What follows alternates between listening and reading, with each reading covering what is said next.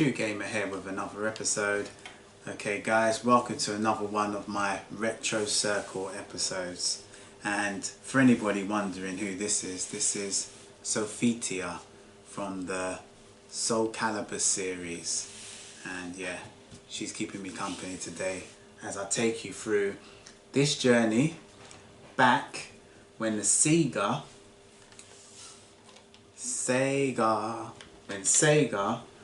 was up there with the best designing quality hardware in the gaming industry. So now in Japan, 1990, the Game Gear came alive, and it came alive in 1991 in Europe. And this, guys, is when Sega introduced the Game Gear to the gaming world, which is basically a master system in the palm of your hands. So this will enable you to play your games on the go. Now, as a kid, I didn't have one of these. I had a Game Boy from Nintendo instead. But I used to play this a hell of a lot at my cousin's, because no way back then would a single mum give me both of these. And so Sega Game Gear originally came out in 1990. So since that one collapsed on me, and with this custom version, I've got my favourite Sega mascot crafted on the front. And I give you a hint, looking supersonic. And here it is out of the box, guys. Now, the paint on the machine is cracking slightly, but despite that, this is still a gem de la gem indeed. And you just take it out the box. Just look at that beauty, boys and girls. That's the back. Cartridges go inside of there. Now tell me, who needs a Sega Game Gear Micro? Plus the Sega Game Gear Micros, they've got some itchy witchy titchy screens which will be a strain to the human eye. So you most definitely will need the magnifier, which you're able to purchase, which obviously is going to be sold separate. So that's more money on top of money buying the micro machines. I'll probably get one, but I'm going to have to definitely get the magnifier.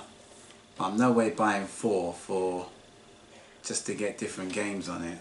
Hopefully I can mod it to shreds. Okay, let's examine some of the retro ports that were implemented on the OG Game Gear.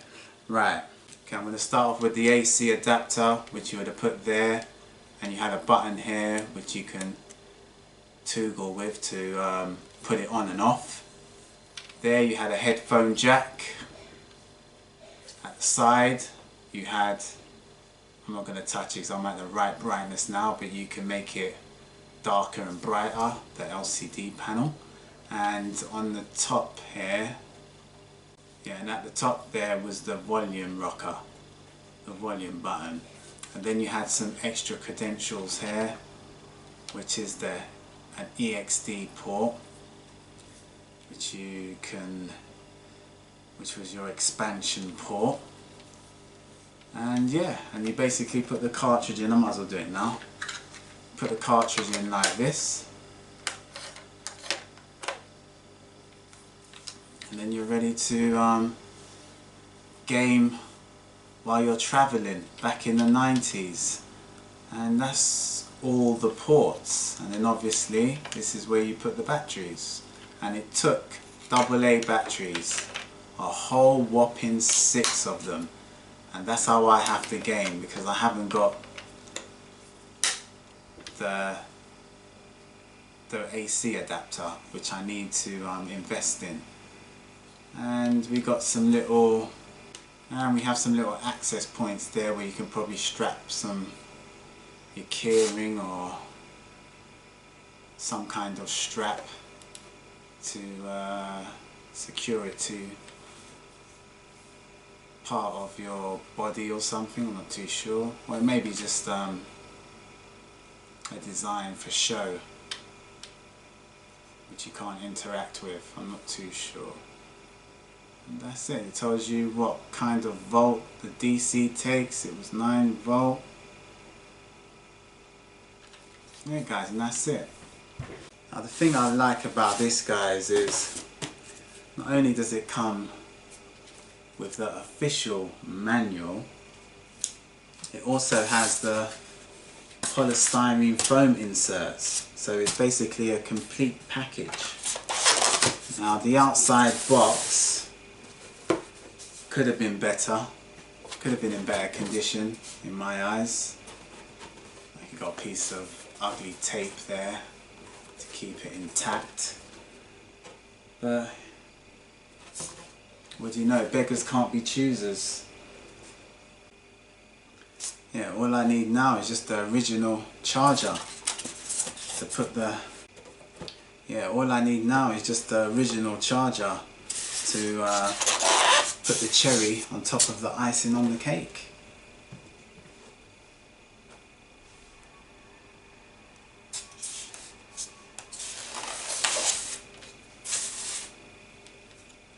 I have to say though, this is one of the most tantalizing Game Gears I've ever seen. Look at that, very desirable. Just feast your eyes on this baby girl, or should I say baby boy, because the design of this thing, it all evolves around your lovable hedgehog Sonic, as you can see him there in fine print. Now it's time for our most favourite subject when we're talking about consoles and handhelds, and that's the games. Now as far as games are concerned, my collection is very tiny, and I most definitely have to build on it, and I will do in the future. And definitely, look at this guys, I've got 1, 2, 3, 4, I've got 5 games. So from this day on, I'm only going for games that have got boxes and manuals, without a shadow of a doubt.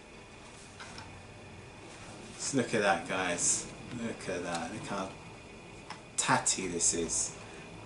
The boxes they designed for the games are tremendously weak and can damage pretty quickly, but it's definitely more safer with a box than without to protect the cartridges.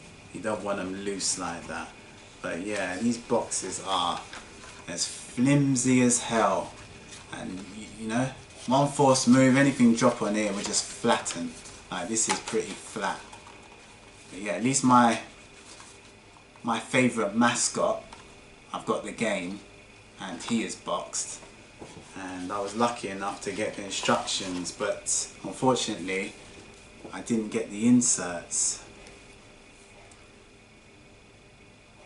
But like I say again guys, beggars can't be choosers. At least I got the box and a manual in pretty good condition. Check that out. I will show you the Game Gear working in all of its colourful glory at the end of the video, just to prove to you that my Game Gear is in working order. So yeah, this is what the Sonic box would have looked like if you had purchased one of these from your local game store throughout the 90s. It'd be like gold dust now to try and find something like this in a store. Don't think it exists. That's why prices are so much. But I'll just give you a glimpse of what I've got. Here we are. Got Olympic gold there. Nothing more to see. No boxes, no manuals, just the cart. I've got Holy Wars there. We got the old traditional columns. And I've got an extra Sonic 2 which came with my defective Game Gear.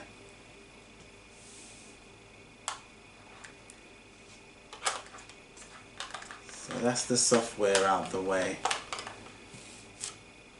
Now I've got to mention, Sega brought out a lot of accessory add-ons for the Game Gear, and I've obviously got one of them, but I can name a few just if you're interested and you want to go searching for yourself, if you're interested in getting a Game Gear later on down the line, or just in general. Now Sega brought out a TV tuner, which you used to add on somewhere, I think that expansion port there. And they brought out a master gear converter, which is the one in my hand now, and I'm going to tell you about that in a second. And they brought out a car adapter, gear to gear cable, which you can hook up with a cable another Game Gear, and you can play 2 players, so you can play co-op. And then they brought out the rechargeable battery pack, and they brought out a super wide gear, which is a magnifier to increase the size of the screen.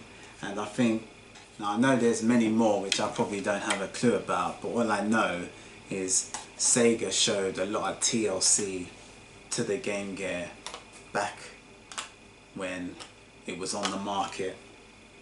Now guys, said I get back to it. This in my hand there is what you call a master gear converter. Now this would have been super convenient as an add-on, because what this basically does, it enables you to have 2 systems all in one. So if you owned a Master System and a Game Gear, the more games would have been available to you from your library. And with this, if you had this, you wouldn't have to fork out more money for any new software, especially if you had a lot of Master System games. Because a lot of the Master System stuff came out on the Game Gear and vice versa. So what you would have done for here,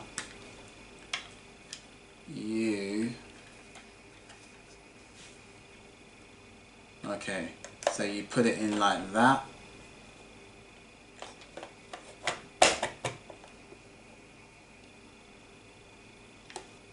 So once you insert the Master Gear in your cartridge slot, now, oh, it's even a stand as well, basically. Now I've got my original Master System case there.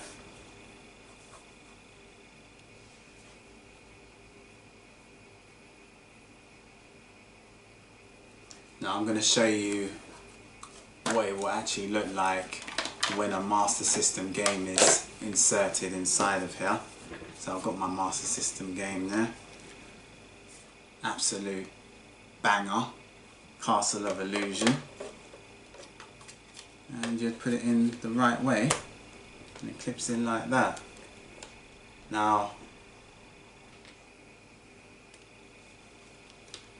this is what it would have looked like, guys, when you had your Master System game inside of your Master Gear converter, which I don't think my one actually works. So I need to probably invest in that in the future. I'm not too bothered. As long as my Game Gear works, I'm happy. Everything I got with that bundle is a failure. So the moral of this story and this video, guys, just take a look at this magnificent masterpiece for one last time. Okay, right, so the moral of this story and the video is, I say you want a Game Gear, don't bother with the new Game Gear miniatures that they're ripping people off with on the market. Best version, just go get yourself either a traditional Game Gear which works, or you can get yourself a fancy one like what I have. But so if you do get a Game Gear, I suggest you get a soldering iron and some solder wire, just in case the capacitors blow out. But just try and get one that works and keep it in good nick. But yeah, and you can get a magnifier for this, as I have stated earlier. But yeah, it's not worth getting something like this with an even smaller screen. You might as well just get one that has a, you might as well get a Game Gear with the giant screen already built in. Okay, now I'm going to fire this machine up to prove to everybody this is in full working order.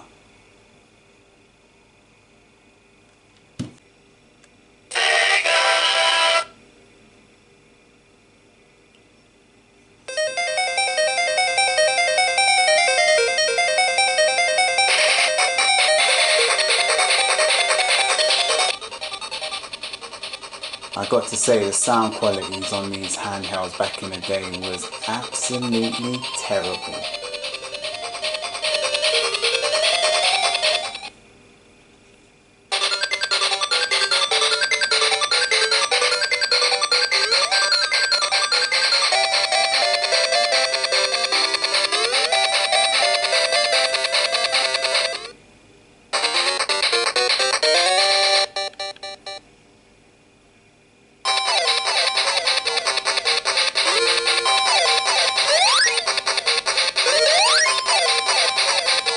Trying to get better lighting.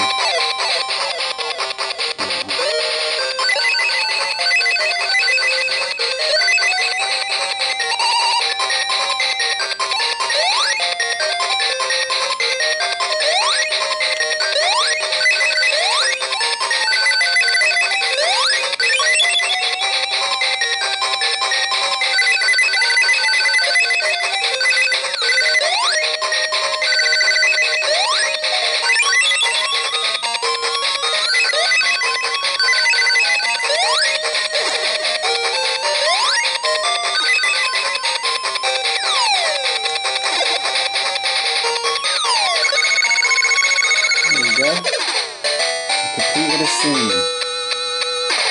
On the scene. Sonic has passed. So there you go, guys, it's working in all of its glory. Okay, if you like the video, give me a thumbs up. Even better, subscribe. Till next time, see you lovely people.